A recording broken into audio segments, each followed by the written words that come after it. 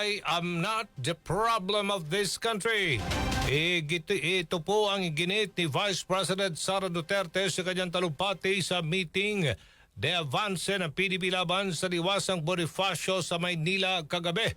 Ayon kay VP Sara, hindi naman mga Duterte ang tunay na problema ng Pilipinas kundi ang mga gustong samantalahin ang pagkakataon kapag nawala ng tuluyan sa mundo ang kanilang pamilya. Tumanggap-an niya ang kanyang pamilya na mga paninira at ipinadala si dating Pangulong Rodrigo Duterte pa sa International Criminal Court doon po sa The Hague. Nagpasaring din ng pangalawang Pangulo sa lider ng bansa na hindi umano alam ang totoong problema na kinakarap ng Pilipinas, ayaw sumailalim sa hair follicle drug test o follicle drug test at pagsisinungaling sa 20 pesos na bigas. I am not the problem of this country. Hindi ako ang problema ng Pilipinas. Hindi Duterte ang problema ng Pilipinas.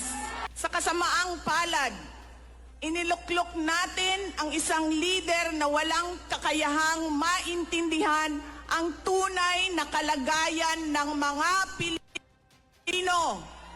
At higit sa lahat, hindi kayang magdesisyon para sa kapakanan ng sambayanan.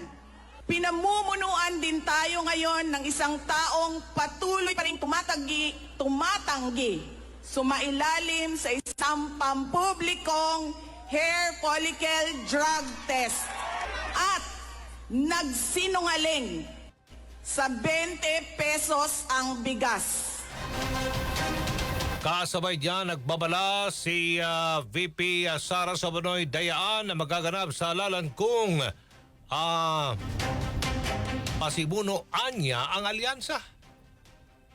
May mga ulat at bulong-bulungan na may mga kumikilos na sa iba't ibang parte ng ating bansa. Mga babala na maaaring nagsisimula na ang malawakang dayaan sa halalan ng alyansa.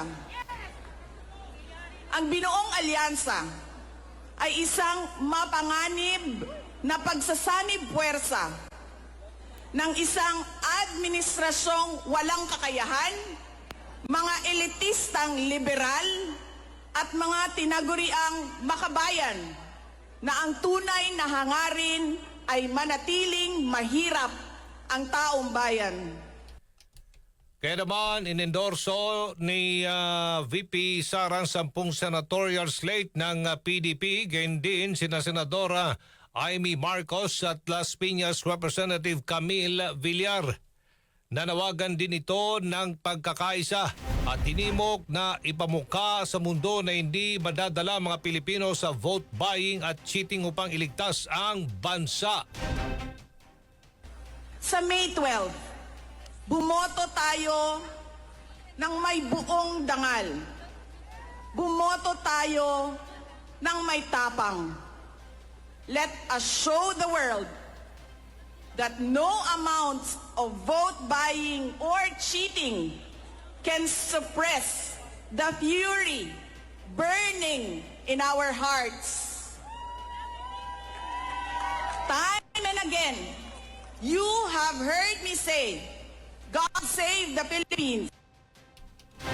Si VP Sara Duterte.